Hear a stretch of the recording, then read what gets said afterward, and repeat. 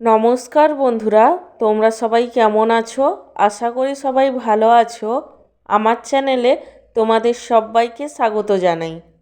আজকে আমি আমার লাঞ্চ থালির ভিডিও তোমাদের সাথে শেয়ার করব।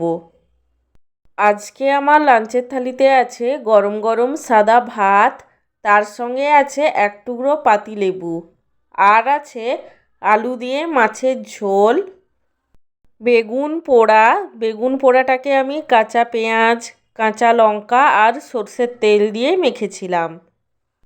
বেগুন পোড়ার পরে আছে মাছ মাখা, সব শেষে আছে টমাটোর চাটনি।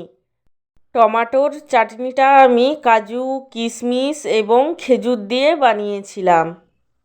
আমার আজকের এই সিম্পল লাঞ্চ থালির ভিডিওটি তোমাদের কেমন লাগলো সেটা কমেন্ট করে জানিও।